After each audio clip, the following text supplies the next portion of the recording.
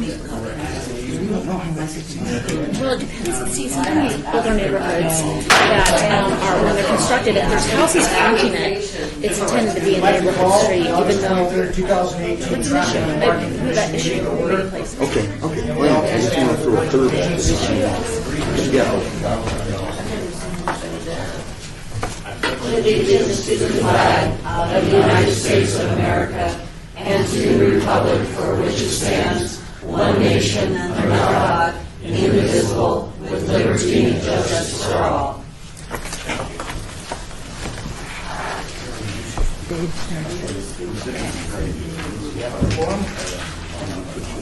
Hey, John, nice to see you.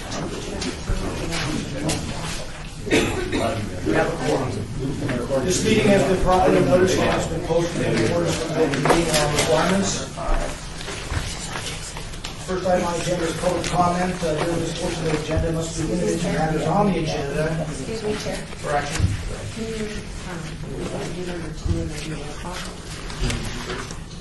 Compliance. Okay. All right, I guess we'll start with item number 2 here. Is the possible action to approve, discussion of possible action to permanently close Shetland Road and Allen Drive. Chair, do you have the right agenda? That's number 5. That's number 5. Which number 2? Just the meeting was announced. Oh, I already did. Posted. Sir, and one of the police officers, she's talking about the open meeting. Okay. This meeting has been properly noticed and has been posted in accordance with the open meeting law requirements. Yes, it has. So would you like me to call roll? Yes, please. Chair Turner? Here. Vice Chair Carr? Here. Commissioner Aguilar? Excused. Commissioner Erickson? Here.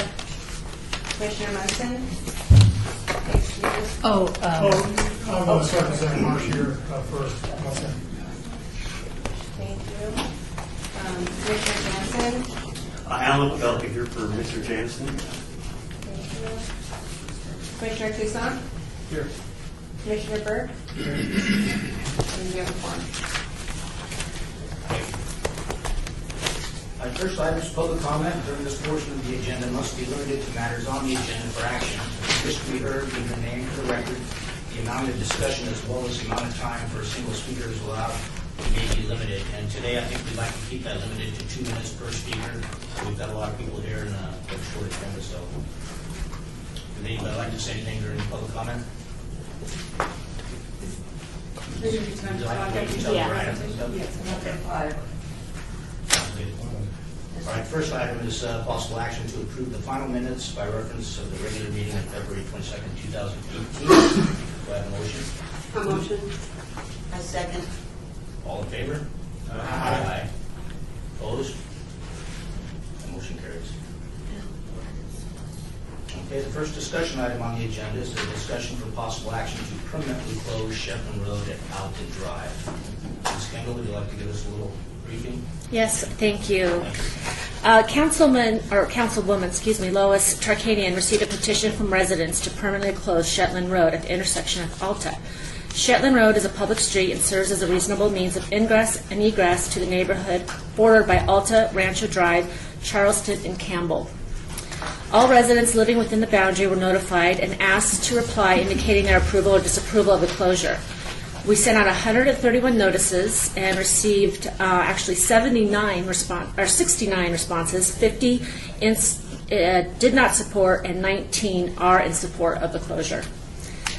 Those in support feel the closure will improve safety in their neighborhood. Those opposing feel the closure will divert traffic and increase volumes on adjacent residential streets. In addition, the additional travel time and longer blocks will encourage drivers to speed.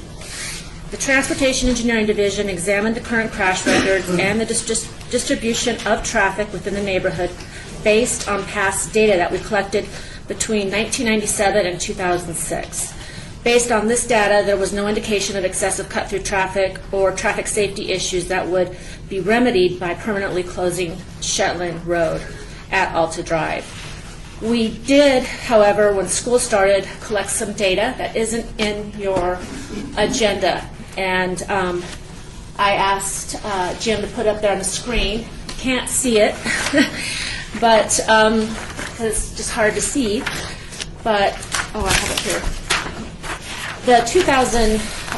The older counts that we collected that are in there, these counts are very close to those past counts. So we haven't seen a significant change in as far as the distribution of traffic in this neighborhood. Does anybody have any questions? At this time, we are standing neutral and allowing the Traffic and Parking Commission to discuss and decide what we should do. This has been advertised as a public hearing. Looks like I've got several people that would like to speak today. First on the list is Eric King.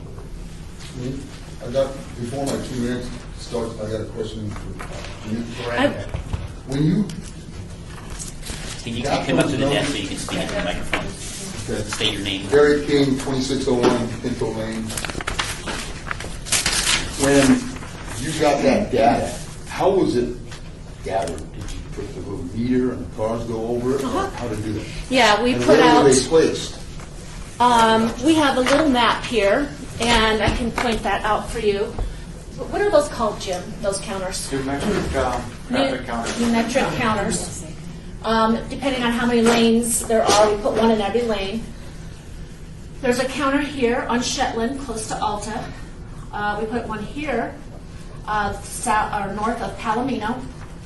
So we had 2 counters on Shetland, one on Pinto, about mid-block, just where we thought speeds would get the highest and just catch everybody in both directions.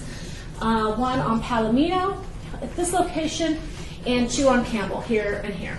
And when was the last time those counters were put in? We just did it last 2 weeks. Monday and Tuesday of this week. Oh, They were sorry. set out Monday and picked up yesterday. Okay. Let's even In quicker fact, than when that. you go home tonight, if you look in the street, you'll see little black squares where the tape was that was holding them down. Okay. We just cut around the counter and leave the tape there. And so you'll be able to see exactly where they were. So just to give I'll say it out loud so it's on the record. We had at the northern point of Shetland, if you can move your, there you go, thank you, Jim. We had 784 vehicles per day. That is very close to what we recorded in, let's see, 2006.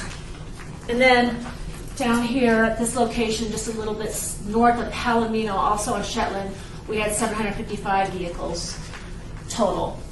On Shetland, the southern part that's south of Palomino and connecting to Charleston, we had 1,054 vehicles. That tells us that they're splitting up there. Here at Palomino, we had about 1,200 vehicles. Here on Campbell, the southern port, we had 2,200 vehicles, and 2,000 here north, near closer to Alta. And then Pinto, we had only 290 vehicles. There's very little traffic on Pinto. What on Palomino to Shetland? Yeah, what about Palomino? Yes, I'm sorry. Oh, over here? Yeah. Oh, we did. We can't entertain any questions from the audience, but Oh, if yeah. you can direct. I'm sorry, Mr. 2,000 vehicles at Palomino at this location. I missed that. How many? 2,000, 1988. Okay. That's by you. Okay. So I just wanted to put that on the record. And it's, okay. Thanks. That's good. The reason I'm here is because I live on the corner of Pinto and Shetland. Name and address for the record, please. Eric King, 2601 Pinto Lane, Las Vegas. Okay. Safety's the issue. We've got a lot of break-ins in the neighborhood, and we want to put a stop to it. Okay, safety's a big deal. We've got a lot of children live in the neighborhood that are under the age of 12. They ride their bikes, they play. It's not good. We have people live in the neighborhood. They walk their pets later at night, sometimes early in the morning. A lot of people chasing the neighborhood. We've been broken into. A lot of people, in fact, I'd like to ask the people who live in the neighborhood if they've raised their hand, if they've been broken into or potentially been broken into. There we go. Does that include mailboxes? Including mailboxes. Yeah. Okay, so that's the issue, safety. Okay, and we know how traffic dovetails, but the safety is the major issue. We speak up here. Thank you. Thank you. Thank you. Next, I've got Laura McSwain. Name and address for the record. Laura McSwain, 2727 Ashby Avenue. I live in McNeil, across Charleston. I don't know what you have in your books, but, and I served on the planning commission years ago.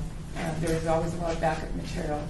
I do have a question about the staff not taking a position, because staff always took a position on the matters that we've heard. But hopefully you can address that later. My concern is there's a cost impact to this. There's a servicing of the gates. The way I understood the pictures, there was going to be access for emergency vehicles, so I've got a question of whether or not there's going to be an electronic component, etc. But my biggest issue is that I think that erecting fences around areas that are not designed to block off create an air of flight. And the idea that safety and that we're going to cut down on crime, I think there's a false sense of security that goes with that. Recently, I think the news reported there was 358 burglaries in Las Vegas just in a week. I think that was last week. So I think it's a false choice regarding a sense of security. And when I stood on the planning commission, I think even to this day, there's been a push from the city to try to create walkable communities. So there's also the just having a neighborhood, and you create a fence, you take away flow. It just is not in the natural order of things from my point of view. So I think that, if we want to have behind the gate access, then we need to move into a behind the gate community.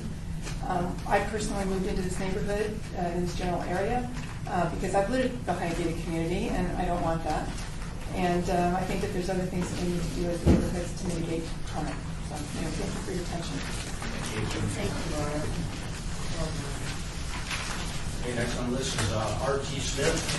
Name and address for the record. I'm R.T. Smith, 500 Shetland Road on the corner of Shetland and on Alta. I have three different situations. First one, this happened 3 different times out in the side on Shetland, my home.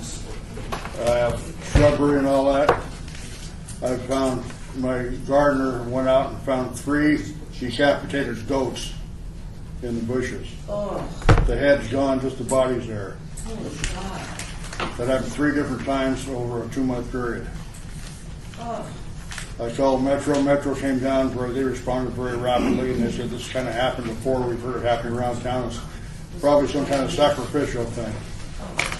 So if they just want to dump them there, that's one thing. If they're doing it around that neighborhood, that's a whole different thing. So the second thing is when these people come in and take their kids to school, they turn on the Shetland, and I think between Alta and Pinto, they can get up to about 60 miles an hour before they slam their brakes on. You can just see them whizzing by there every morning. It's not safe for kids walking or animals or anything else out there. Also, there's homeless people will come right in the neighborhood, hit the button by the gate, answer that at 9 o'clock on Sunday morning, then they come right to the door and they're panhandling, they want money. There was one girl showed up and says, I'm going to college in Chicago, I need to raise some funds. I said, how much funds you want to raise? She said, I want $1,000. I said, I don't think so. So she went out back on the Shetland and got behind her Smith shopping cart, pushed it on down the street. I don't know where she went from there. It's a long way to push a cart from Chicago. no. And also, the mailboxes, one of the staff in my house went out to get the mail out of the box. They found a hacksaw blade with the teeth cut down, shaved down. They're using it for a Slim Jim to get in the mailboxes. And apparently they couldn't get in that one, so they just left the Slim Jim and left. And she saw the car leave. They went down right there on the corner, turned right on Alta. And she looked out and watched them go. They turned left on Rancho, probably headed out to 95 and boogied down the street. Okay, I hate to cut you off there. Your time limit's up. Are you, just for the record, are you in favor or opposed to this? I'm in favor of the gate. Okay, thank you very much, appreciate it. Or no goats, just gate. Scott Purcell, please. Name and address, please. Scott Purcell, 2608 Pinto Lane. I am in favor of a modified gate.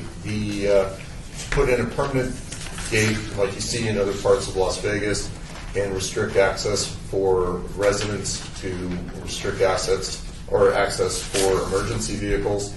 Just frankly makes no sense to me. The city spent millions of dollars building that road. To block it off is a waste of resources.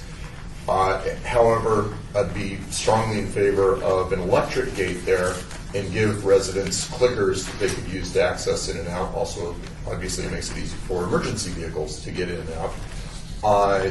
The crime that people talk about is rampant. I've had people park their cars at 2 a.m. in our driveway and with guns come in the backyard and call Metro and things. I've had people steal Christmas decorations from the front. I've had people try to kick in the front door several times. I have a 105-pound German Shepherd. When that happens, he usually lets them know it's a bad idea. And this is all unreported, so to say that it's a false sense of security is completely misguided. That is not the truth. The fact is that by having electronic gates in a neighborhood, you reduce the crimes of opportunity. So you reduce a lot of it. Professional thieves, sure, they're still going to find ways to get in, but the crimes of opportunity go away. In our neighborhood, Arabian Lane went to gate, other places went to gate.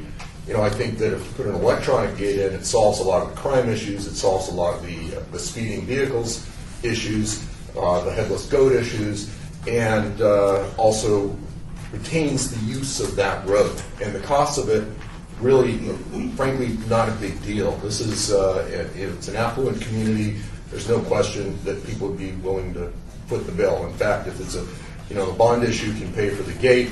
If it's a question of paying the monthly operating costs, I will commit to pay 100% of that, and then I'll pay less as other neighbors want clickers, but I'll raise my hand to pay 100% of it. Wow. Appreciate it. That's nice of you. You get my vote. You're welcome aboard, Scott. Chuck Rombach. Yes. Name and address for the record. Chuck Ronback, 642 Shetland Road. We've been a resident there now for almost 30 years, and I've had 3 actual break-ins.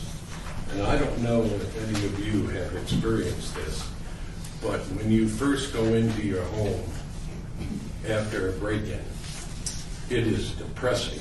Yeah.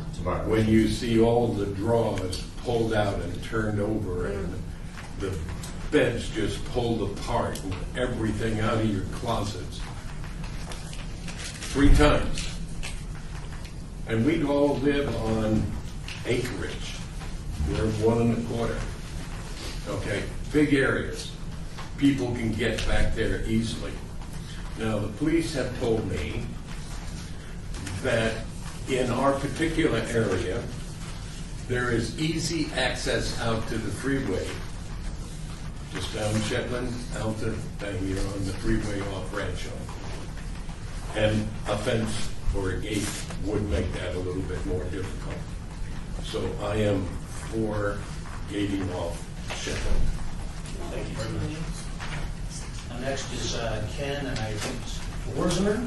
Yes, Ken Worzimer, 2500 Palomino Lane, which is 3 houses to the east of Shetland. I've lived here for 6 years, moving here, and we have constantly, at all our community meetings, asked for speed bumps. I feel that the additional traffic, because it speeds, it's not like the 1 block between Shetland and, on Shetland between Pinto and Alta. We're talking 3/4 the space between Shetland and Campbell and Waltham Rancho. People are going down there, not 35 miles an hour, but they're really moving. I am surprised somebody has not gotten hurt. We have lost corners on the corner of Shetland there. They plowed down that fence.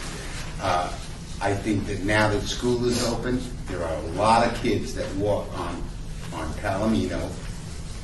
People walk on Palomino. I don't feel that it is a crime area any more than any other crime area.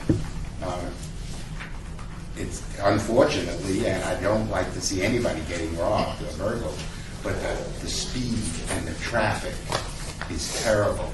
We've asked for speed bumps. There are speed bumps on Pinto. Why can't you put speed bumps on Shetland? For some reason, you're not putting them on Palomino, which is a major street because it does have a light, and people just buzz right down there. And when school is open, now the traffic for parking, picking up and letting kids off, come all the way from the school almost to Shetland. That's how much parking is there on the street. So there's a lot of kids right there, and I am voting against the gate. Thank you. Next is Andrew Chu. Thank you very much. Andrew Chu, 2325 Alta Drive. I'm actually 3 houses to the east of Shetland on Alta proper. I am for the gate, even though it would impinge my commute home every once in a while. I'll try to get away from Rancho, especially with Project Neon. There's been a lot of traffic backup, so sometimes I will go around. In the last 90 days, I've been rear-ended twice. Once, in fact, at Shetland and Alta. I was actually bumped into Alta by a vehicle behind me. And then my other rear-ender was actually about 150 feet to the east of that intersection. So people are, in fact, speeding like I have never seen before. I was born and raised in the community. I haven't seen this ever, quite frankly.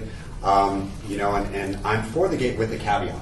So my family and I, we spend our days walking throughout Shetland, Pinto, Palomino. We always have. It's much safer than walking on Alta. In fact, on Alta, we've been accosted. We've had issues with homeless, with crime. My home's been broken into 4 times. We've had a lot of these issues. Now I have security and a wall and a dog, so things are much better. But quite frankly, I think a pedestrian gate inserted at this particular vehicular gate would be appreciated. Like I said, we walk around the area. We don't walk on Alta. We're afraid to get hit, afraid to get things thrown at us. Problems have always occurred.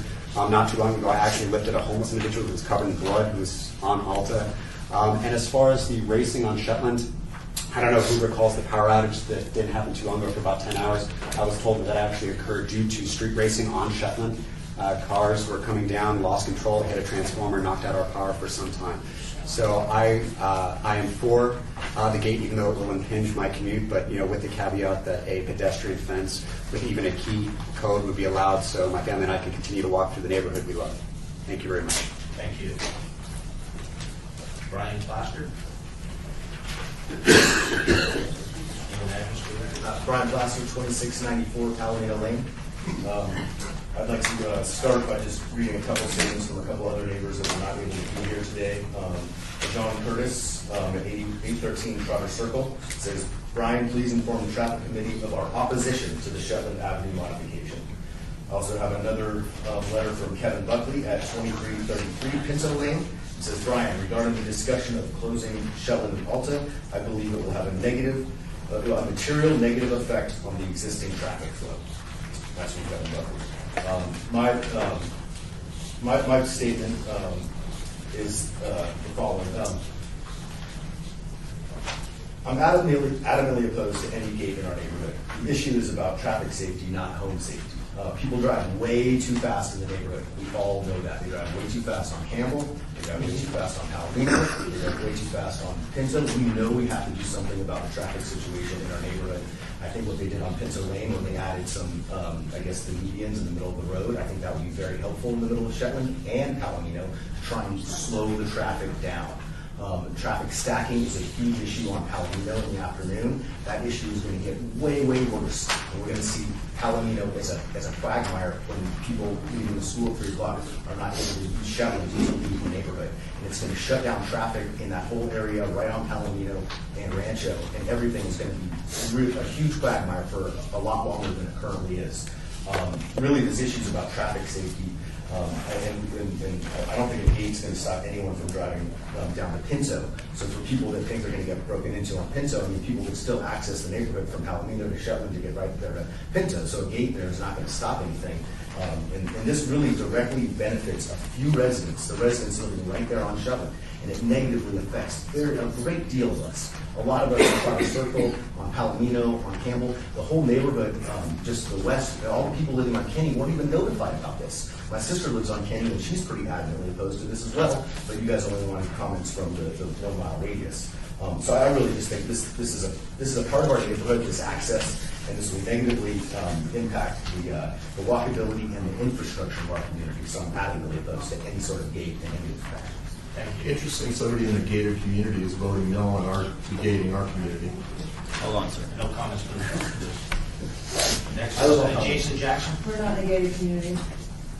Jason Jackson, 720 Campbell, and I'm just using the numbers that were done on the traffic count. So the people on Pinto, including the numbers that go down their development, which is 290, I believe is what it was, you're going to see an increase of nearly 800 cars. So you're going to have 1,000 cars trying to get back to Campbell to go back west. Because once they drop their kids off at the school, there is really no way to get back west other than go maybe down to Charleston, which isn't going to work because there's nearly 2,000 cars at Rancho and 1,054 cars at Charleston. The cars have to go somewhere, and forcing everybody onto Campbell is not the solution. This is as ridiculous as me saying, let's close Campbell and force all the cars down to Shetland. Completely unreasonable. Everybody here would be against it. I would be against it. It doesn't make sense. I pulled a report for closing streets and alleys to reduce crime. Should you go down this was produced by the U.S. Department of Justice. And one of the things that they said is barriers do not displace crime to vulnerable neighborhoods. And because they'll just move out to over. They're going to hit the neighborhoods in Kenny. They're going to hit the neighborhoods south of there. We all live in the open neighborhoods. That's one of the reasons I chose to move here. Gating it does not help anybody. And one of the other things that they said is barriers are an inadequate substitute for policing. You may see a decrease in crime, but according to this report, Department of Justice, it's only temporary. It will go back up. They'll find a way in there. They'll realize, hey, and it's one of the parts that I'm certain you guys love about your neighborhood, is it is sleepy. Well, now you've made it sleepier. So now I got more time to operate. I'm totally dead set against this. Many of my neighbors that I spoke to are also dead set against this, but they're elderly and couldn't make it, including a gentleman that's been broken into multiple times. This is such an impact for the outlying neighborhoods and only helps a few, and I don't think it will do what you guys want. Really, the issue is we need proper policing, and if you want to make your neighborhood safer, we need streetlights down there. Make it more visible. That's going to be much more effective than closing the street. Also, speed humps on Shetland would be a great idea, because I completely concur. I walk up and down there many, many times. Cars travel way too fast. We have speed humps on Campbell. Wish we had more. Cars go way too fast. It's a traffic issue, not a safety issue, because it's not going to do what you would like. Thank you very much. Next is Rick Truesdale. Thank you. Before we start, one quick question. You said that the councilwoman's asked for this closure, or? She was asked, and she contacted my office. We received it. Do we know who wants this closure? No. I wasn't given that information. They asked me to look at it. Do we usually get that information? Yeah, it usually comes from probably a resident. We'll get a request. In this case, it just came from her office, and we looked into it. I've never seen one that's anonymous. I think the people that are in support of it requested it. I think that's. I'm just curious if the councilwoman asked for it to help a family member. That's just a question I raised. Okay. And I do have some time with Ms. Quinn, and Mrs. Quinn, who's not able to speak. I live on Trotter Circle, Rick Truesdale. Not because I love being in a gated community. It was the house that was available when I needed to buy a home in the area, and that's where we're at. But there's 2,000 cars on Palomino today. If this gate goes in, there will be 3,000 cars on Palomino. Right now, at morning, noon, and evening, with the traffic on Rancho, it's a 2 to 4 minute wait, 1 to 2 lights, getting out into Rancho which is the preferred deal. When I go to Rancho Circle and pick up my grandchildren, I come back, take a right on Alta, left on Shetland, and come to my house. Or if I'm walking with them and we go over and pick them up and walk over, we walk that street. It is a public right-of-way. The two houses right at the corner are currently gated within themselves. Now you want to put gates upon gates. I usually come up here with an open mind about how do we come up with a great solution to help the neighbors. But right now, we've got one of the largest freeway projects in the history of the state underway, affecting every surface street around that, from Rancho, Valley View, Charleston, Sahara. We're all going to see traffic traveling different patterns. If you want to pursue this, I would have you wait until the freeway is completed. Just like we all have homeless. My houses are blocked from my residence. I have homeless people daily sitting in my parking lot. That's because they've been displaced from the freeway. Their home has been disrupted. Now they've moved over to outside my door. So we deal with those problems. We know when the freeway is completed, property can be better policed, safety can be better handled. You go to Rancho right now, it's twice the traffic than you would have seen a year ago or 2 years ago. And with that, you're not going to solve this problem until we get done with this freeway work. And to do a Band-Aid today would just add to an unintended consequence a year from now when the project is completed, or 2 years from now when it's completed. I'd like to say to everybody, be patient. Now, your own personal safety you have to deal with, because no matter how many police we have in the street here, I've talked with the sheriff, they will never be at everybody's house when there is an incident. They usually long after the incident came and went, unfortunately. Street racing we can't stop. We can't stop the people that speed up on Alta because they love doing the turns quicker in certain cars. And I confess I have been guilty at times of that. But it's usually late at night and hopefully no one's around. But I would recommend a suggestion for all the neighbors that are in the Palomino Gardens, Pinto Garden area. If we went to an alternative traffic mitigation, a wide island coming in off of Alta, coming in off Pinto, coming in off Palomino, coming in off Campbell, you, Mr. Turner, would agree that people have to slow down more to make that turn. They can't just go fast into that turn because they'll curve up on the island. So the islands are a very open, community-friendly, means we're all neighbors. I don't look at the people on the north side of Alta being more crime-ridden than the people on the south, but you put the gate there and we're saying they're the problem. They're the cause of crime. It's not us, or it's not coming through our neighborhood. We have a school in the neighborhood. We need to wrap it up. Yeah, we just have things that affect us. Please be rational about this, and let's take a longer view, not a short-term solution. Thank you very much. Next is Michael Devenere. Hi, Michael Devenere. I live at 823 Campbell Drive, which I like to call Campbell Speedway. I have some fantastic neighbors that are in favor of the gate. However, I am opposed to the gate.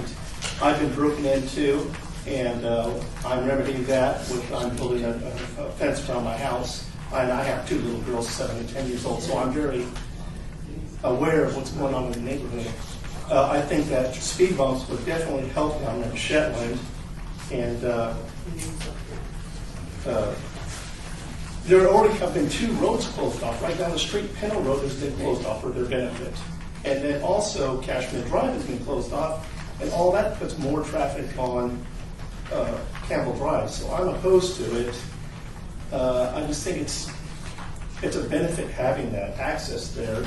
The state, the city's already done a study of it and deemed it necessary to have a street there. So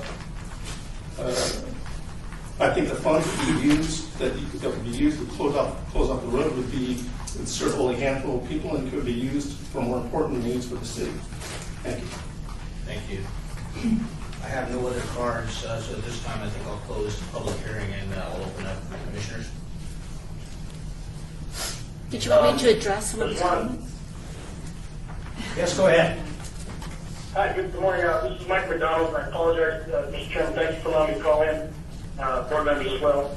And people in the audience, I apologize for not being there. What I'd like to clarify is we've been after this for about 3 years. We have a neighborhood association we meet regularly every month.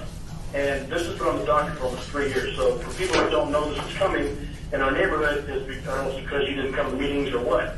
But a couple of things I want to put out. This is not all about traffic, and that's been the narrative that keeps the spin. We're not looking at traffic. Rick Truesdale brought up that we can put islands in and everything else. This is about closing off access to criminals and bad elves in our neighborhood, number one. If you look at the crime that has happened, the people live in Charter Circle, I applaud you, you have a gate. You don't have a problem with the neighbors and the animals that are being dropped off and everything else. We're all neighbors. We're all in this together. So keeping crime out is definitely something we have to go after. But the history of the neighborhood, if you look at, it was closed up. As the council members started moving forward over the previous years, can you imagine what Pinto looked like right now if it wasn't closed off cul-de-sac at the end, okay?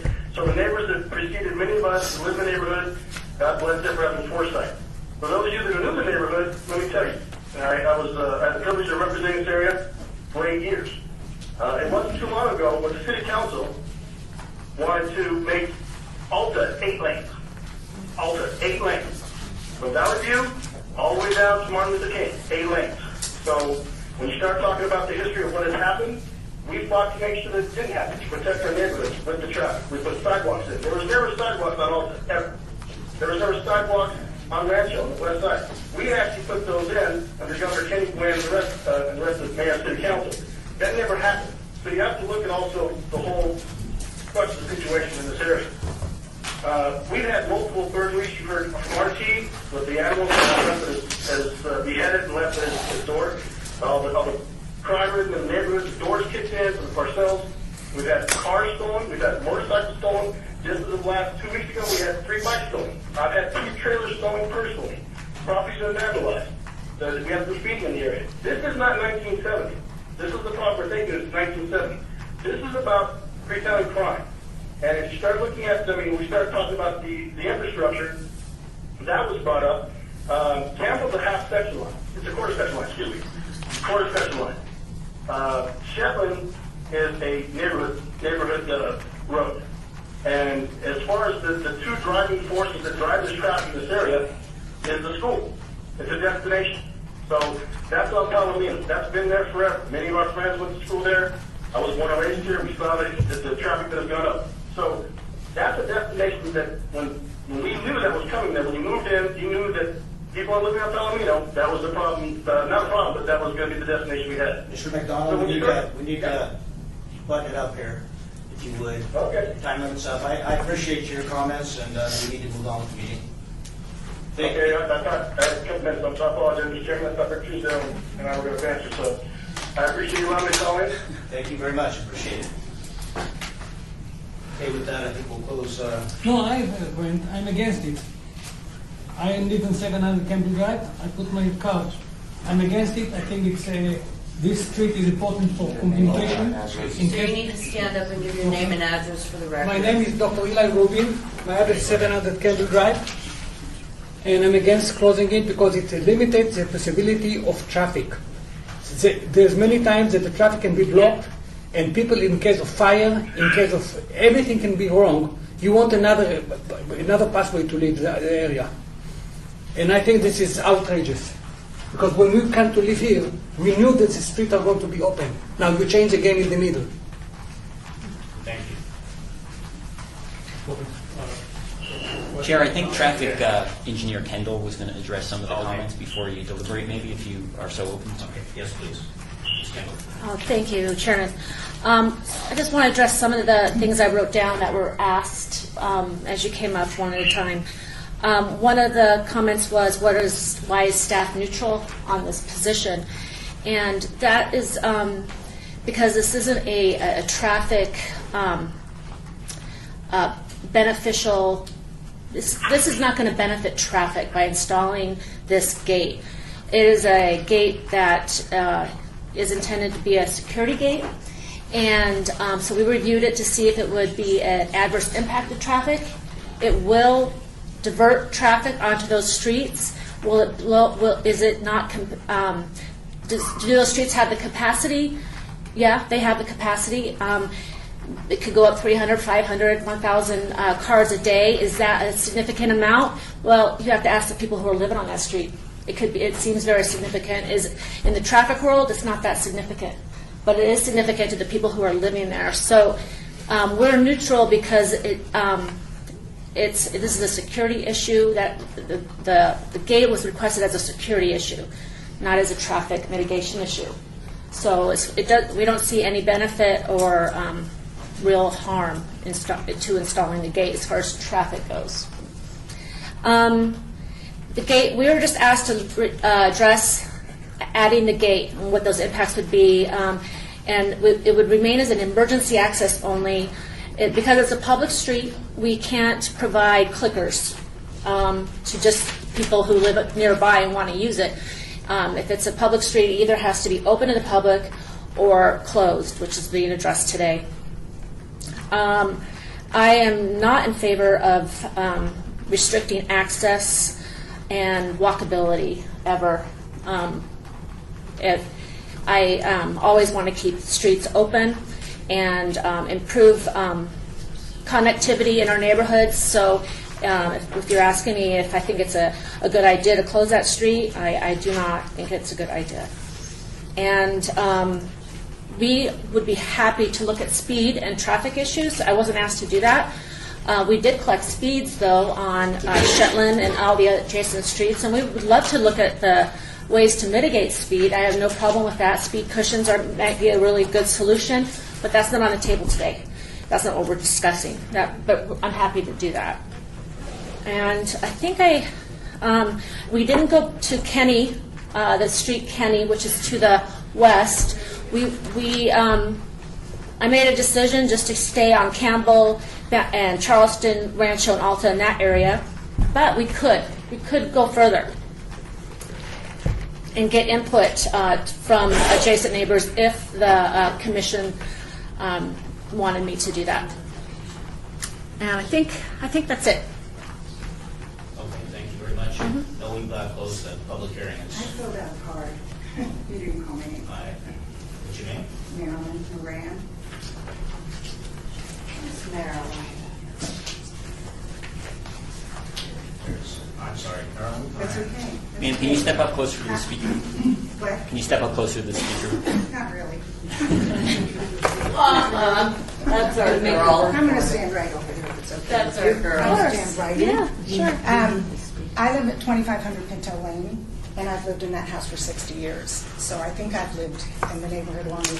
I'm looking around to see maybe some of her parents live in the neighborhood, but nobody's lived there as long as I have. This is a subject that has been brought up many, many times. And I am sensitive to everything in the neighborhood because my sister and my mother, before she passed, live on Palomino, 2 houses we have on Palomino. And we've gone to the council before for speed bumps on Palomino many times. We've gone for speed bumps on Shetland.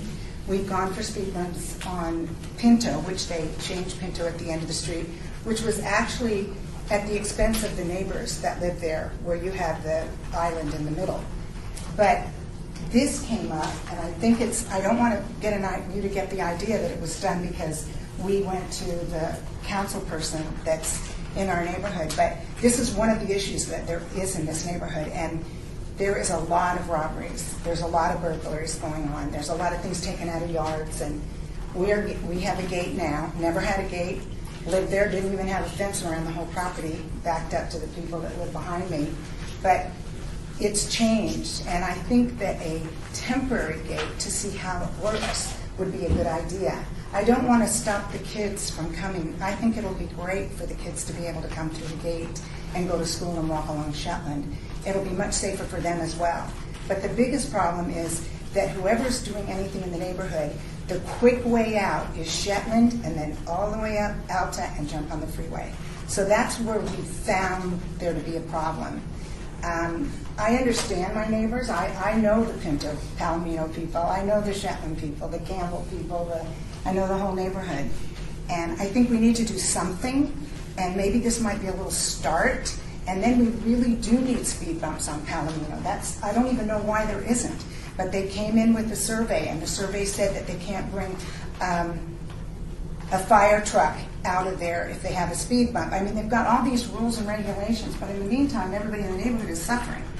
So we just need to really start someplace and do something for the neighborhood and then move to something else. I've gone to every meeting for speed bumps on Palomino. I went to every single meeting. And a stop sign on the corner of Shetland and Palomino before they get to the school. So I know my time is up, but I just wanted you to know that all of us in the neighborhood, this is an important neighborhood to us. And we care about everybody in the neighborhood. But we need to start somewhere and get some of this problem solved. Really do. So thank you. Anybody else I might have missed? Okay, with that being said, I'd like to close the public hearing and open it up to commissioners. I have, Ray Burke, I have several issues. Putting a temporary gate up there, having emergency access would require a Knox box, which would take the fire truck to pull up to that gate, jump out of the truck, unlock the lock, open the gate. You're talking about seconds and minutes. And the same thing with police. Police would have to go through the same issue. So you're cutting down any response time. It would be an emergency access gate, and they would have sensors that would open the gate for them. If it's powered, but if it's not, yeah, if it's powered. you would require Yes. by the fire department Yes. to be a Knox box. You're correct. The other thing, I kind of agree with some of the people that maybe we should reevaluate this after Project Neon is done. Because this is my ward, so I drive on these streets a lot. So I can relate to all this issue. And I think it's being caused by Project Neon, the majority of it. And the second, or the last one, is if it's a safety break-in type situation, that whole area is dark. It should be an SID to put streetlights in there, if that's the biggest concern. That's it. Thank you. Go ahead. Commissioner Toussaint, a lot of the conversation has been about crime, of course with the traffic department, but I guess what I'd like to understand, and perhaps our representative from Metro could help us, what does the crime rate look like before and after Project Neon in this community? I don't have those numbers. I've been a police officer in here for over 20 years. I grew up on the other side of the tracks from this community in the Hunters area. So I'm familiar with the area. I worked with this part of town for the bulk of my career. Crime is an ebb and flow. Obviously, the Project Neon has displaced traffic. Urban pioneers or homeless people. And I would be curious to ask the residents if they noticed a dramatic difference since the beginning of this project. It seemed like 15 years ago. I know it's been a year or two ago, but have you seen a dramatic change in the neighborhood with crime, traffic, everything that we discussed today since the onset of Project Neon? Yes. I don't think we can entertain anything from the audience at this point. My first time here. All right, thank you so much. I appreciate it. But I don't have the numbers. What I can throw out there is, I believe this falls within the Olden Area Command. They have a community-oriented policing section. They should have a crime prevention through environmental design, an analyst that can come and basically, you can call them, they can come look at your neighborhood and look at your shrubbery, lighting, all of these things that historically across the nation affect crime in the neighborhood. I work at a traffic section, so we do wrecks and write tickets. And I know that we've had service requests in the area. We go there and we write tickets, but we get a service request a day for different parts of the community. And just to give you an example, I'm the West Sergeant. I handle everything west of I-15 today. I have 4 wrecks. We have all the wrecks that are happening. We have on average probably 24 wrecks a day on each side of the valley. So reference to numbers, I don't have those. Those are they available? I mean, absolutely. Can we get those numbers before and after what the crime rate Absolutely. You have to, you contact the area command. I knew that some of the news channels posted that stuff on their websites, like the crime tracker stuff and all that, and that's pretty accurate. Good. Yeah, available online, so, yeah. Thank you. I'm Margot Erickson, and I'm in Ward 2. I live at the lakes, and I can tell you, from vets chasing people to police officers, my husband was one before he retired, it doesn't stop all. They jump the fences. And I'll give you an example. If you know what Canyon Gate is, they have big berms, it's a golf course, it's money, and they're little gates, and they got robbed immediately in a very special house. It doesn't stop it.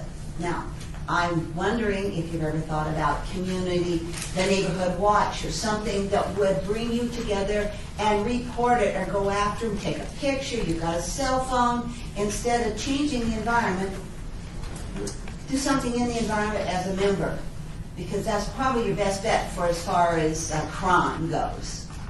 Because those guys can park on the other side and walk through and walk around. That's not going to stop them. Hasn't stopped them where I live. Luckily, we have not been hit very often. Stops not the traffic at the lakes is built so you can go on the main streets and not into the neighborhoods. But that doesn't stop the idiots who want to come driving through and look to see what's going on. I don't see a gate making a difference. You know, children have to learn. We live in a very traffic-oriented place. So do I. They're out in the street and we slow down, and the people. And if you look at the lately, some guy was stoned out and he killed it on Sahara. And the numbers, it's 100 a month that they have police involvement on Sahara and Fort Apache. There's not a reason, because that's more commercial. Things change, and you can't. Unfortunately, you got to adjust to change and whatever is available to you. I am not personally against any pumps. A pain in the bottom. I can tell you, having hit one recently at Nellis for a friend, it doesn't help your car any if you hit it at a speed. But the bad guys are going to figure something out. Commissioner Carr. So I went out here to Shetland and Alta and took a look around, and I see that if traffic can't make its way north on Shetland to Alta to either go east or west, it most certainly will, some of it will end up increasing at the elementary school there. And that is a really big concern for me. You guys that live close to Shetland and Alta, you got big houses and gates and more gates, and a little kid at a school doesn't have a squat. I think it's the onus is upon us to keep public streets public.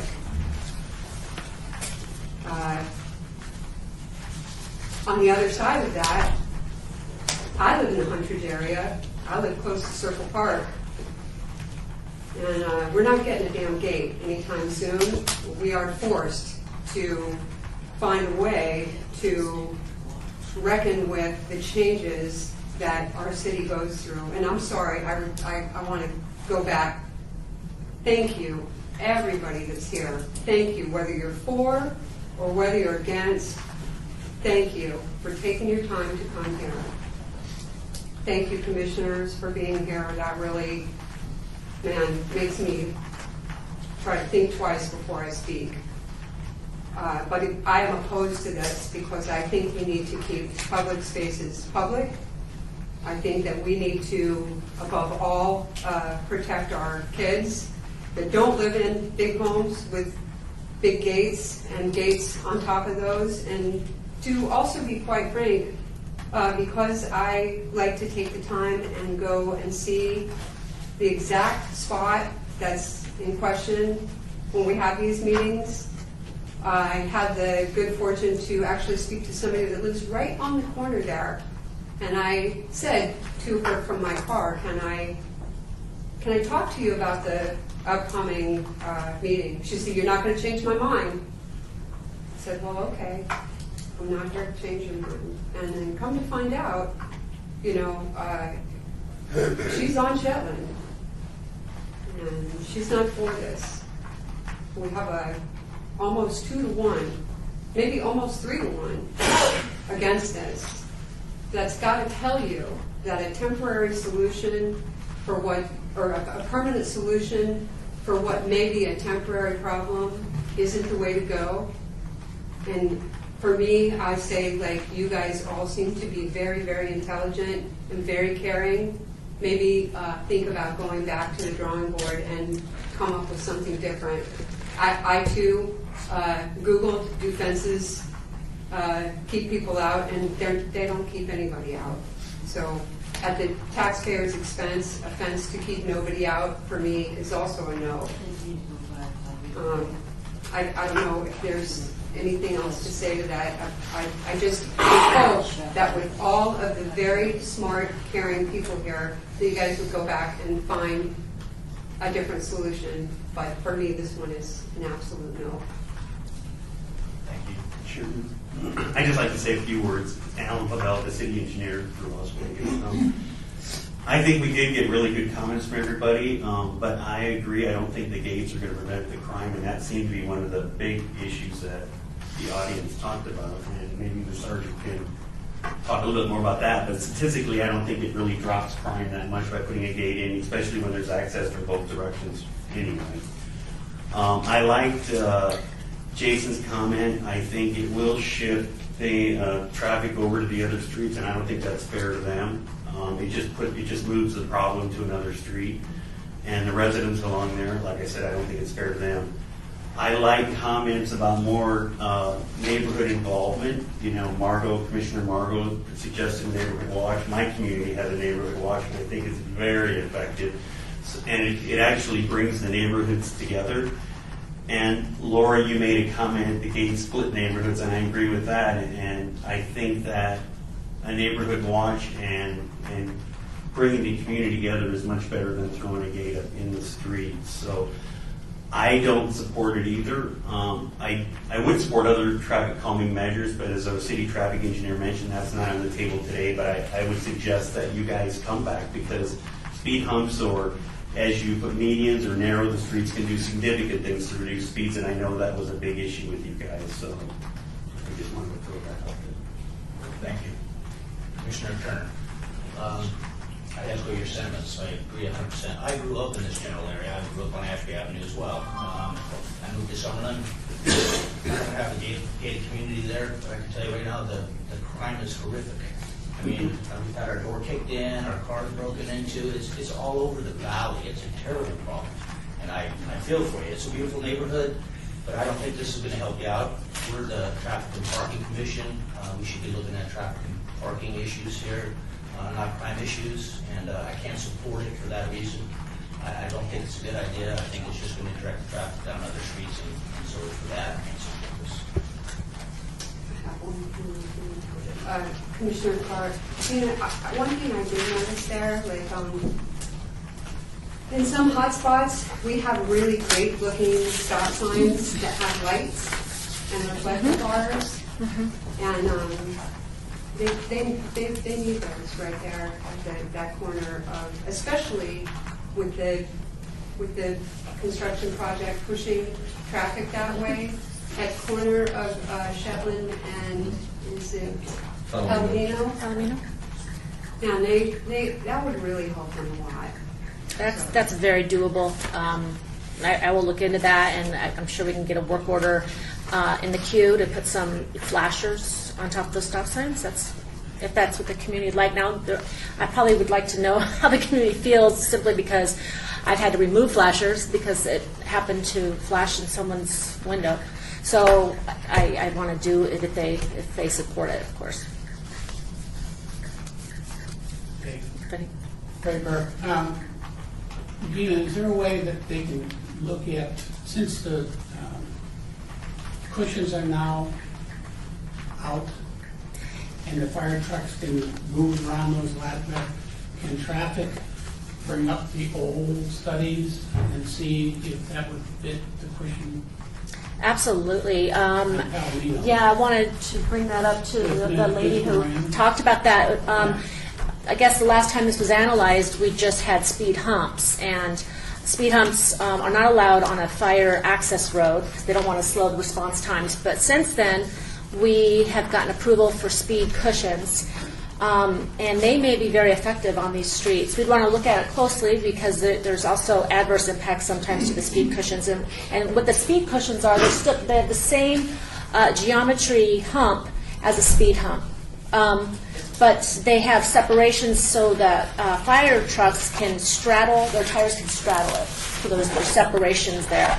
And as long as we can put them in 6-foot increments across your roadway and get from edge to edge, it's a great candidate. If you go less than 6 foot wide, then everyone else is straddling it too. Oh, so here's a photo if anybody would like to see what they look like. I have a question. Sure. On Palomino, there is a 12-foot right-of-way along the north side of Palomino. And people, if it slows down on the road, I've seen people They'll drive on the side. right on my lawn. Yes, and that is another issue. That's one of the things we have. It's not always a real black and white solution. This is something we can look at. But if there isn't a shoulder, if there isn't a curb and it's just a shoulder on the side, then we have to put up some bollards of some sort of, or lane delineators vertical to prevent people from driving around them.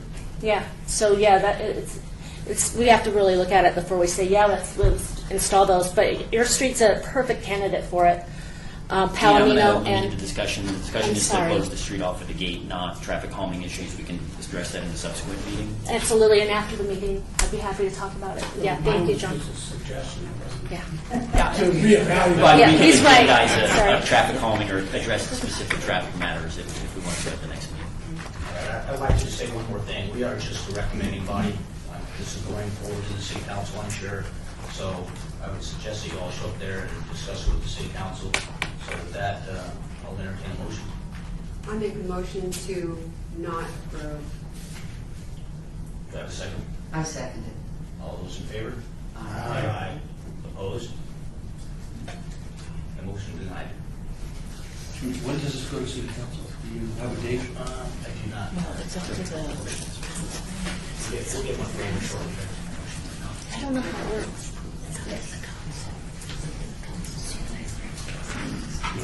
Just for clarity for the audience, the matters go to the city council with a recommendation from the Traffic and Parking Commission. Ultimately, the city council makes the decision. Correct. And what is I didn't get what is the recommendation? Not to do it? Yes, that's the recommendation. If it's denied, there has to be an appeal. Yeah. If it's denied, there has to be an appeal.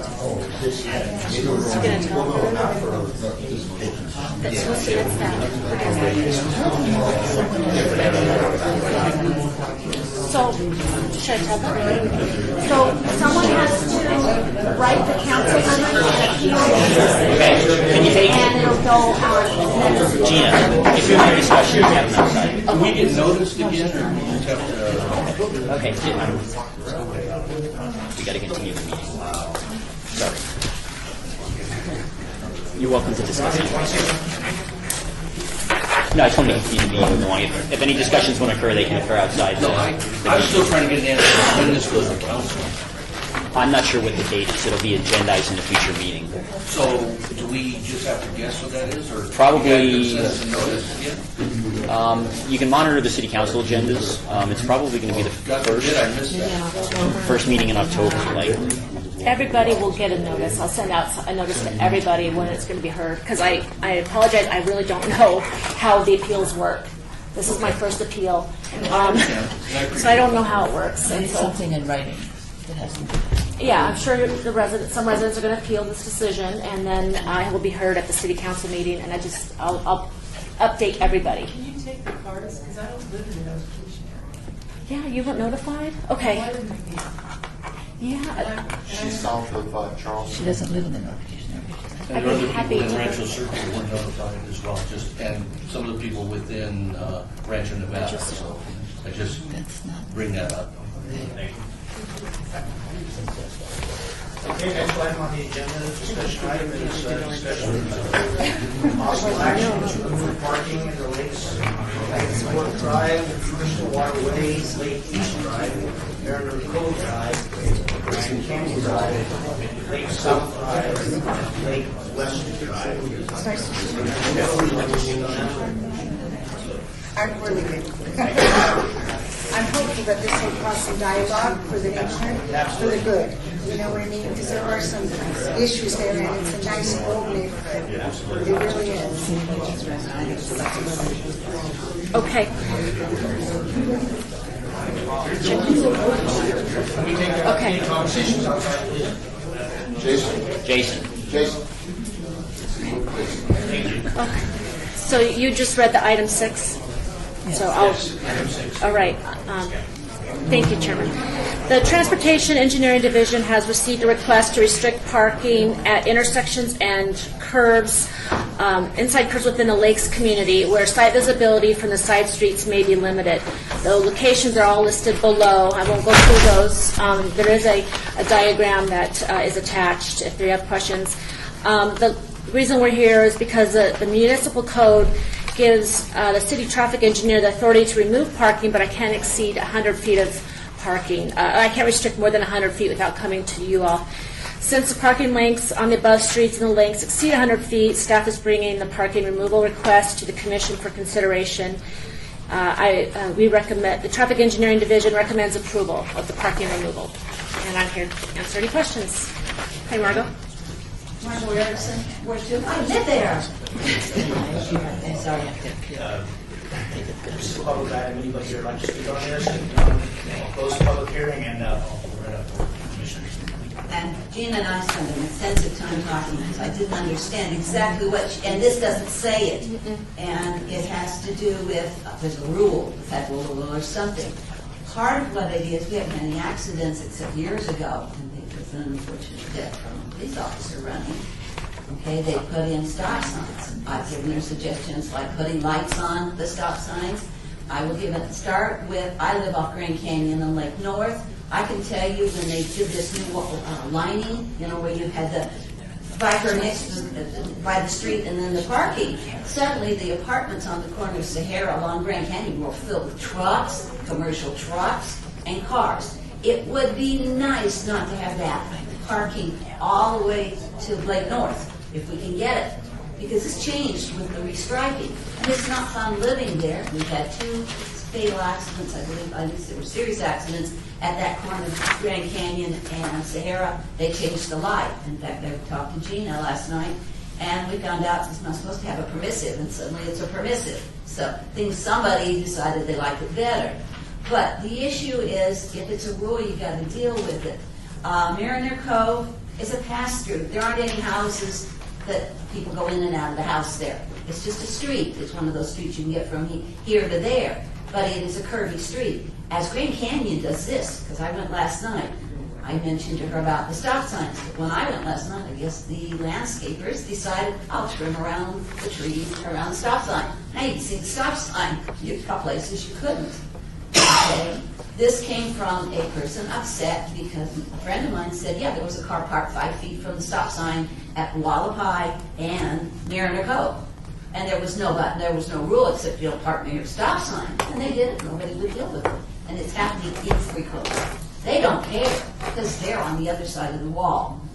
So you don't have to, when you live at the lakes, you don't have, and there's only one gated community that I can remember, and it's surrounded by apartments or condos. That's the city law.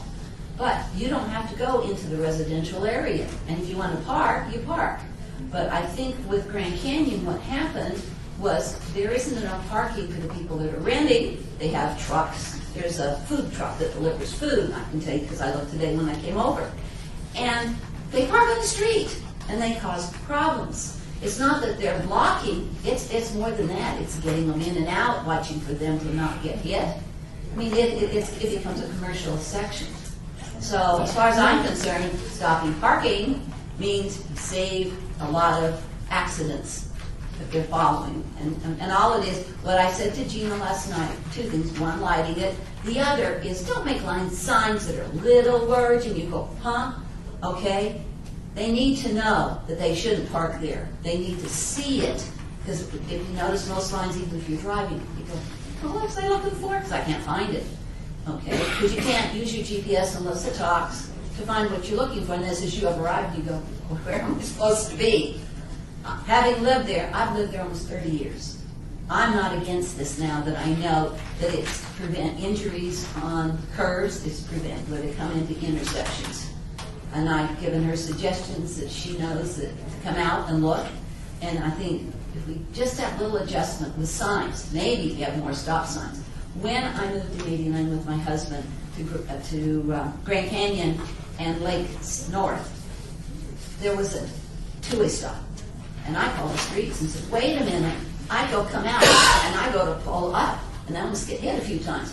And the guy responds, oh, we'll pull the tree out. And I says, you don't kill things like that. So instead they put a sign up. We've never had an accident there. And that's one of the ones that Gene is talking about on this. We're preventing accidents logically without a lot of expense and some adaptions. But it isn't in a residential area where people, unless they're slurring the street, go out there. Period. And she went by, and I asked my friend last night, another friend that lives over there, she said, except for this car, yeah. I asked another one, she said, I've never seen a car parked there. So somebody parked because they parked because maybe they were visiting. You can't have boats, you can't have RVs, there's a lot of rules up there, you know, to make it an ambiance thing. But this is not going to affect people buying. Thank you. Do the commissioners like to make it? Ray Burke. Just to clarify, Gina. Sure. The lines are awful thin. Are you talking about the yellow? On this? Thank you. Yes, it's a little hard to read, and I apologize, and I also apologize. No, it's not your fault. I just wanted to clarify. Yes, no, I'm happy to. There are red lines and yellow lines on these two exhibits. Where you have the red lines and the yellow dots, those are already signed with no parking signs. Before my time, and probably for very good reason, but it's all restricted, no parking on the sections there where you see the little red lines and yellow dots. The yellow lines are the ones that I'm proposing, and you'll see that they are on the inside curves. So when you're looking to make a left, and there was an exhibit I gave you at the stop bar, when you're looking left, and when the curve is curving inside, so if I'm at this intersection to make a left, I'm looking south here on Lake West, and you cannot see. Even if I put no parking signs for 300 feet, it's still going to, any kind of car there is going to restrict sight visibility. So we went on the safe side and probably restricted more parking than I needed on some cases, but I just did 300 feet at all the inside curves because there's not very much parking out there, and there's just no reason to park on those inside curves at all anyways. And if they need parking, they can park on the outsides. So I just went ahead and restricted it. And I probably should have explained that better. That's all right. I kind of assumed that. No, thank you. Thank you for letting me. Margo Erickson again. If you're not familiar with the lakes, it is a big circle with a bunch of houses and then the apartments on the outside. So that circle is basically what we're talking about. You go through there, you don't live there, you don't park there. There's enough parking on the street, and there's a city rule about 72-hour parking anyway, as well as an association. So this isn't going to affect the average resident. Any other commissioners like to make comments? Greg Toussaint. Turns out I lived in the lakes. Right there. For almost 20 years. I was the president of the Homeowners Association, so I have a little history in the community. And these yellow areas on the yellow dots, and the red areas, were around the apartments because they were using that area as a parking lot, basically, for the apartment complex. Oh, okay. Problem. That was the big thing. And the same thing with what used to be credit card processing company. Same thing, they're overflowing their parking lot. But, the point is that most of these areas are not parking anyway because there's no homes there. They're backing up to a block wall. So it's a kind of a non-problem. But I do think, I agree with you that turning into some of these entrances on the curves is a problem. You're right. When I drove it, I didn't see one car parked there. Right. This is important, though, to the HOA because occasionally when there is that one car parked in the visibility, they weren't able, parking enforcement couldn't ticket that one time it happened. So to be safe, we just put the signs up there so when it does happen once in a blue moon, parking enforcement has the authority to ticket them. And the same thing on this Crystal Waterway here, the Kirby Street.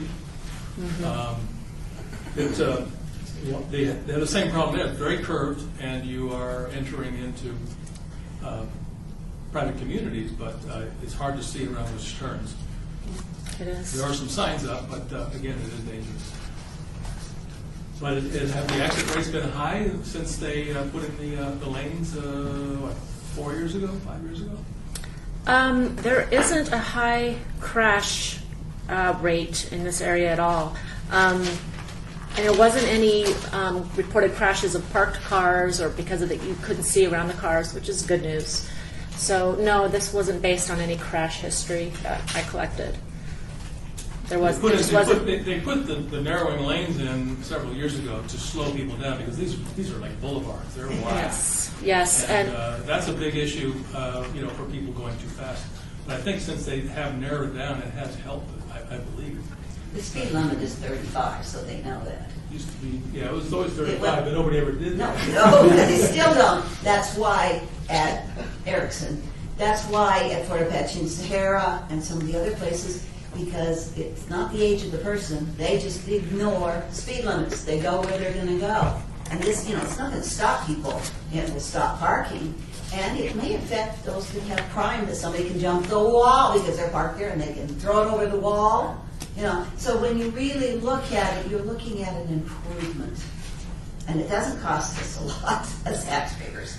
No, this is a very minor cost here, but I would be happy to put some speeds counters down and just see what those speeds are lately and see how effective narrowing those lanes has been. I think we probably did that when we striped it years ago before I was here, so I probably have that data, right, Jim? Yeah, but I'm interested. If you want me to, I can look that up and get that to you, Commissioner. I will add to it that, like Crystal Water, Grand Canyon does this here. Not as extensive, but I went over last night. Had to go out anyway, and that's when I found the trees were cut. It's like, I'm going to start going around and I'm going to be calling the association and saying, hey, there's weeds. Hey, they need to trim. There was a fatal accident there, and they put in the east-west of Lake South, they put a stop sign in the middle of the street because of that, years ago. So things have been noticed by the powers that be when there's a problem. That's a traffic circle, right? No, it's just, the situation was a lady stopped, the sign, it was east to west, and the lady stopped, and a police officer, unfortunately not on call, but put his siren on and hit her and killed her, and he wasn't even on call. So suddenly they put this big stop sign up for everybody. Now it's a four-way stop and two in the middle, because that's one of the wide streets. You may not see it over here by the trees or the bushes. So the Metro and the city and the association have done a lot to prevent. And we just discussed the fact that the electric boxes in corners where you can't see, even if they're straight, shouldn't be there. There's still some things that need to be done. It'll take somebody that gets hurt that says, aha, I'm going to sue them, that they'll move it. But we haven't had that. We do have the people running, the bad guys, and they come from the apartments and they run over the wall, and I'm on a corner near the apartments, and we've had it over the years. Luckily, they've never come in my yard, because I did at that time have dogs. But that doesn't mean they couldn't have come in. And we get helicopters going around when there's problems. Nothing is going to be permanent. But this is not, I don't see it affecting anybody. Because the association didn't even ask us, because they didn't have to. Any other commissioners like to speak on this item? If not, I'll entertain a motion. I will make a motion for it to be approved. Second. All those in favor? Aye. Opposed? That motion carries. The next discussion item is item number 7, discussion for possible action to change the speed limit on Rainbow Boulevard between Ann Road and Azure Drive from 25 miles per hour to 35 miles per hour. Ms. Campbell. Thank you. The Manual and Uniform Traffic Control Devices, are what we refer to as the MUTCD, provides guidance for determining the appropriate speed limit along a roadway and spacing of our speed limit signs. The MUTCD recommends the speed limits not be exceeded recommends speed limits not be reduced more than 10 miles per hour at a time unless advanced warning signs are installed.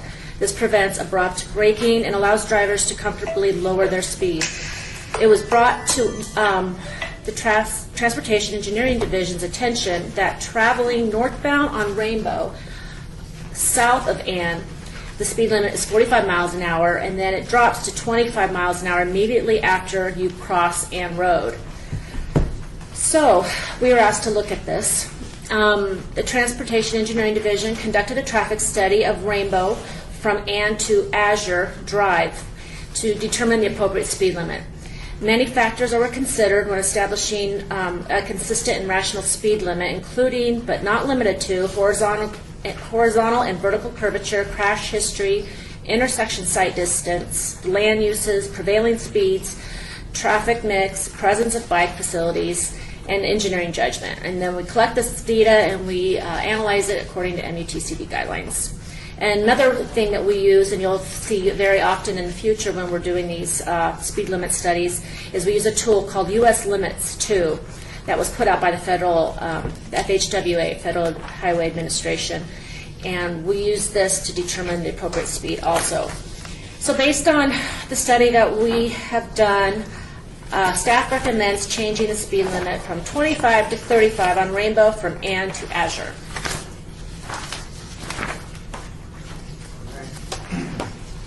Any questions? In the audience on this one, so I'll go ahead and open this up to commissioners. Greg Toussaint, what are the speed limits on either end of this road? I'm sorry, say that again? What are the speed limits on south of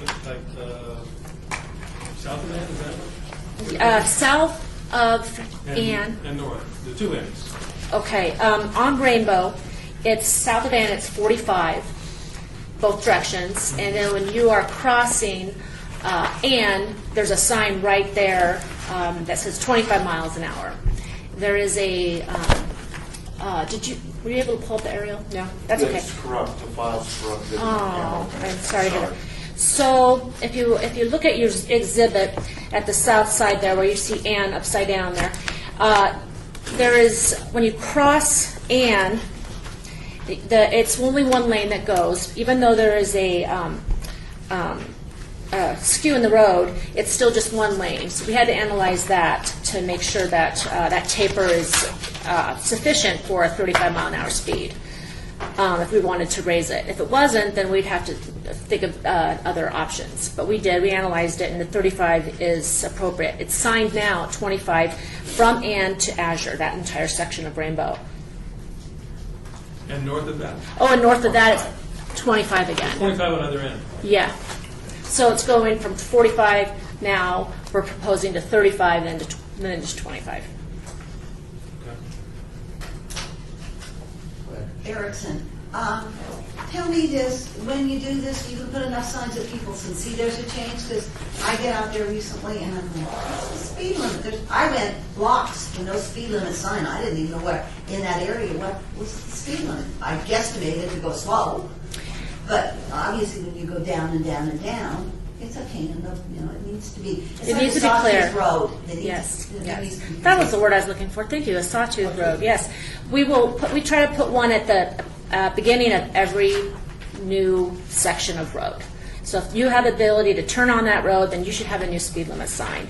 So looking at this, I would say we'd put in probably 3 going northbound at least, and maybe at least 2 southbound, or maybe another 3. But yeah, we would put the appropriate number of speed limit signs up. Kind of like warning signs that they're digging up the road and slow down and people go, oh, I should have moved. Chairman, I just say, since your tapers are designed and allow for 35 miles an hour, I would fully support that. Any other commissioners? This is just a general question. I thought the city was getting rid of all the county islands. I wish. No comment. I thought that was a big push. It's on the list. The city, actually, just on a side note, the city just entered an interlocal agreement with the county not to annex any properties largely in the Northwest for 10 years. Not to? Yes. After all that fighting, they decided not to. Thank you, John. I had no idea. That's good to know. Unless it's at the request of the county commission or the property owner. We're trying to be community partners.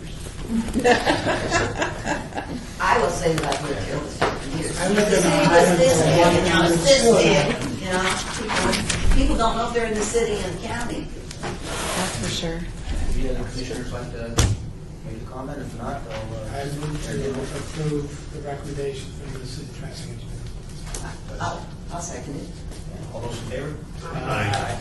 Opposed? That motion carries. Thank you.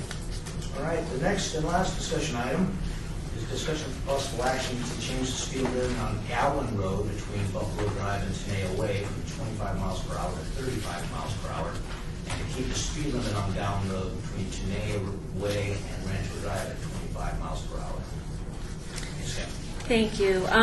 This one was a little tricky. There's a bunch of sections, if you look at your exhibit, that are within county jurisdiction. And Gowan is a pretty nice stretch of road that it's a little difficult to keep your speeds down sometimes if you're like me and you have a lead foot. So let me go through with what we did. We had a resident contact us requesting us to look at the speed limit that was posted at 25 miles an hour on Gowan between Buffalo and Rancho. It's about 2.5 miles in length, and the parcels surrounding this roadway are mostly single-family homes, some fronting the road, parks, and schools. There are sections of Gowan Road that remain unincorporated and under the jurisdiction of Clark County. Transportation Engineering Division split the roadway up into 5 sections and studied each of them independently to determine the appropriate speed limit. And many factors are considered, like I said before, when we try to determine the most reasonable speed limit. And we looked at the curvature of the road, horizontal and vertical, crash history, sight distance, adjacent land uses. We collected the prevailing speeds and looked at the bike facilities and just used some of our own judgment. And then we also used the U.S. Limits software that's put out by the Federal Highway Administration Office. And we came up with the recommended speed limits from the U.S. limits are higher. So I put a table there just to show you the sections we split Gowan into. And the first section, Buffalo to Tenaya, the U.S. limits and the traffic engineering study that we did both recommended the 35 mile an hour speed limit.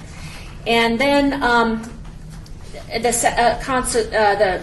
following sections, we also, U.S. limits recommend raising the speed limits on those sections too. With the exception of one, they wanted to raise it from 25 to 30 instead of 35 on section 3. So why didn't we go ahead and just raise it? It seems reasonable. And the reason being, I'm comfortable raising the speed limit between Buffalo and Tenaya to 35. There wasn't any houses fronting it. I wish you could see the exhibit, but there wasn't any houses fronting that section, so I was comfortable raising it for that short section. But the rest of it have residents fronting it, and I never want to raise the speed limit until I can start looking at maybe some other measures to slow traffic, and then maybe we can consider raising it. So it's up for discussion with you all, but I'm recommending that we leave it at 25 at those sections and just raise that small section, Buffalo to Tenaya, to 35. And I'm here to answer any questions. That's the section without houses. Right? Yes, and the rest of it I was going to leave it at 25. Even though it may be an unreasonable speed limit right now, to be honest. I think I would like to look at other measures that may slow those drivers down before I change it and have to come back to you all and raise it again or something. Is Gowan or Herndon right away? It's a wide right-of-way. I think it's, I was hoping we were going to pull up the exhibit. Do you remember what the right-of-way, oh, here we go, we had a study down It's here. probably an arterial. It I mean, isn't. a planter. You also have where it narrows, where it goes under the 95. It's a reasonable request from the person who drives it every day. He thinks it's an unreasonable speed limit. Here we go. Here's the study that was done. Yeah, they made it one lane each direction with a big center lane. So I think it's an 80. It's an 80 that they made into a three-lane road. And when you cross Rancho, it's still 25 miles an hour as you continue east because there's houses fronting it. So we restriped it to narrow it, but it's still a really wide road. So I'd like to hear what you all think of that. We get a lot of requests for speeders in that area. There's two desert areas of paths that you can walk through, I believe, over there. So there's some pedestrian traffic just west of Taman on Gowan. I have one guy, and I think that's his favorite spot. He's probably written 10,000 tickets there since I've been supervisor for 2 years. That's, yeah. He'll be crushed if you take a speed. He's the guy that requested this. Probably got a ticket. Yeah. Now, we've handled multiple wrecks at the intersection of Gowan and Tenaya. Usually left turners is the typical violation there, just off the top of my head. I have seen a lot of pedestrian traffic there. And just so you know, when we do radar enforcement, if you pulled everybody over that went 5 miles an hour over the speed limit, we would stop every single car that drove down that road. So exactly what is the amount that you can go over? On the record. What I'll tell you is, typically, we'll if it's pretty egregious, 15 miles an hour is pretty egregious in opposed to speed limit, and that's usually where we draw the line, depending on the area, of course. It's not a hard, fast road; it just depends on the area. But this is a very wide road, and everybody coming east is it's a gentle downhill slope. So if you're wearing heavy shoes, you can go a little faster. Yeah. Did you do a traffic study? Is there how many cars come through there? Yes, we did. We collected data, and we have.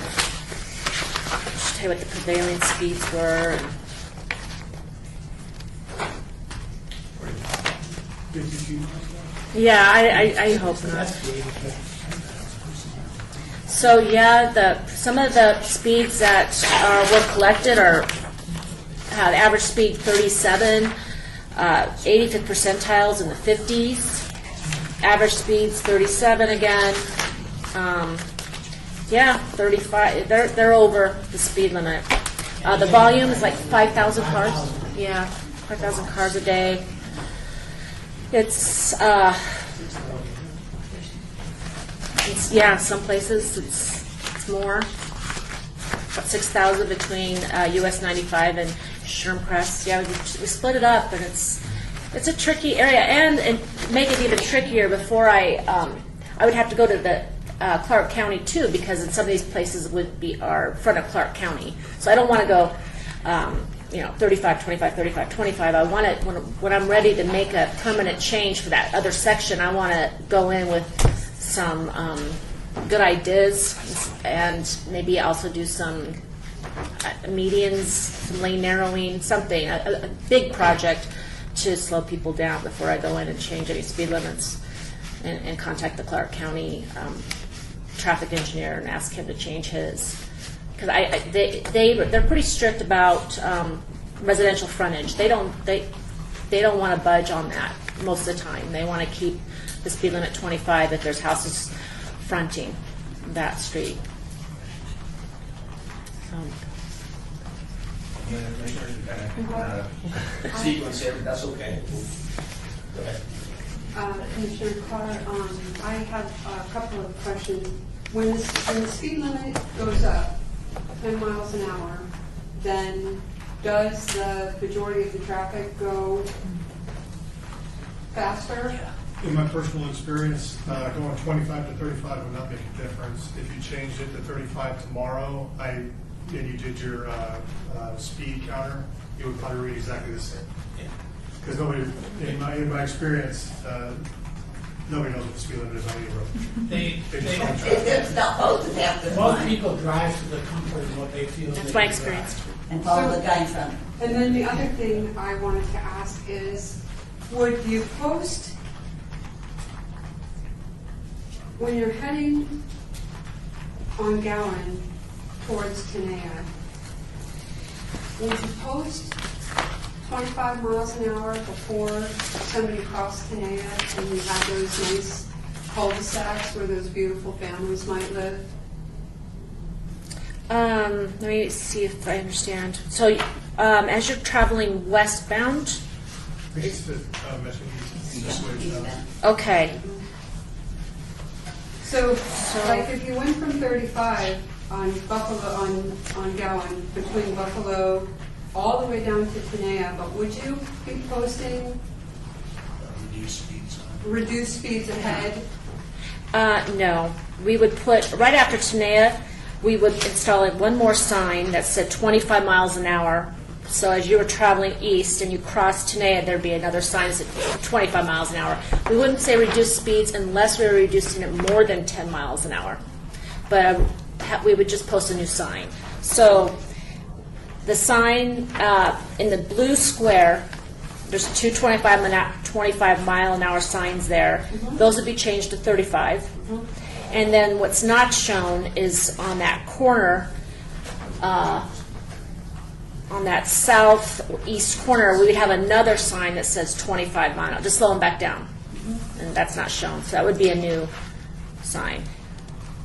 And those other streets that branch off between Tenaya and Buffalo, there could be additional signs put on Gowan if those are major streets that are tying into Gowan, but I didn't show that.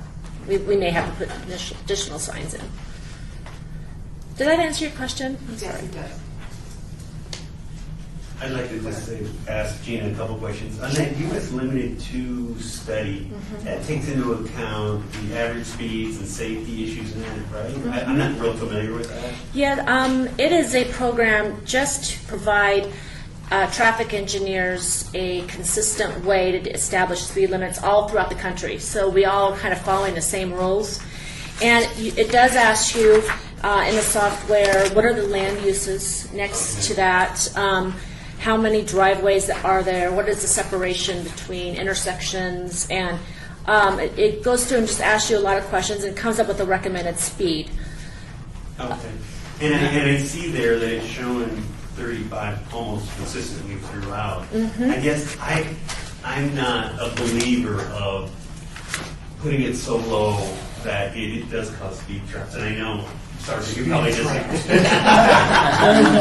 probably disagree with that. But I know it's hard, and as we're all drivers, to sit on a road that's 25 and it's just completely open and it's clear, and you're like, are you kidding me? And you do, it's just hard to stay lower, and the average driver right now is going between 30 to 55. As the sergeant said, if you raise it to 35, it probably would increase speeds anyway. It would just prevent them from writing tickets. Anyway, I'm just throwing that out there. I do definitely support you raising the speeds in the section you did. I would even support raising it for longer stretches. And I understand that, and part of me really agrees with you. And then there's a part of me that says, well, those residents are going to be pretty upset when they see that because they want us to slow drivers down. And what am I doing as a traffic engineer and by raising the speed limit just in front of their homes? So I don't want to upset those neighbors, yet I don't want to create a speed trap and put artificial speed limit signs. So until I can figure out how I can slow people down on that road, I'm not sure, if I should raise the speed limit. It's a tricky one, and I'm sorry, I'm wishy-washy on it, but that's why I'm leaving it at this moment. Erickson, I know way back when at the lakes, everything was 25, and then these cross streets, they upped them to 35. Nobody complained. because they're going it anyway. They won't get tickets either because there wasn't the presence of the officers there. Okay? But, yeah, I would agree. The only place I would ask for 25 is between the apartments and Sahara. At my end, if I were doing it, because the idiots come along and somebody's pulling out and they're gonna lose car doors, or there aren't kids, a lot of kids out there. It's a busy street. A little bit I've been on Gowan, and it's not. The Sawtooth is it's a pain in the butt. Well, I could raise the speed limit. We could meet halfway and maybe raise it 30. But I still have to get with Clark County and get their concurrence before I can make any changes. I can tomorrow raise the speed limit between Buffalo and Tenaya because it's all city. Raising the speed limit, those other sections are something I'd be happy to entertain and then get together with the county, get their concurrence, and then come back to you and say that I have their concurrence and we want to raise it. But I believe it's even on the freeway where they will say, speed limit ahead, reduce. Telling people in the brain something so they do reduce it. That's happening by the time you come by it. It's too late to read it. Well, we're required to put those in if we reduce a speed limit along more than 10 miles an hour. Yeah, it's not. Yeah, but even 10 miles, people are still not smart drivers. They're attending to whatever. Okay, we can do that too. I think it'd be a good idea to reach out to the county. Okay. And get their thoughts on it. Consistency. Mm-hmm. Okay. But we would support your recommendation. Absolutely. Yes. With this change for now. Okay.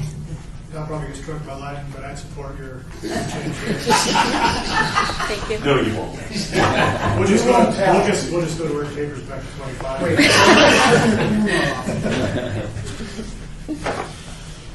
Are there any other comments by the commissioners? If none, I just want to comment that I would like to see reduced speed ahead east of Tenaya because there are homes on the other side. Okay, my pleasure. Yeah, That's it. Even though it's only 10 miles, it still is a sign posted for maybe a couple of knuckleheads to slow down. Yeah, I agree with that description. That's You can't design for idiots. Well, you say you can. We work with people that do all that too, so. I think what we're looking for is just to prevent injuries, and that's the. Me too. Me too. Safety is the big deal. Me too. Yeah. I'll entertain a motion. Are you ready? So moved. Your motion, Punchy after that. To support Gina's recommendation. Do I have a second? Yes, I second it. Okay. All those in favor? Aye. Aye. Opposed? Motion carries. Okay. Thank you. And I will come back to you after I talk to the county and talk about raising those speed limits. You want your pen back? I stole it from Did you? I got a feeling. It's time for citizens participation. I don't see any citizens here, so how about we close the meeting? You're so simple. That's a day. Well, that was fun. I enjoyed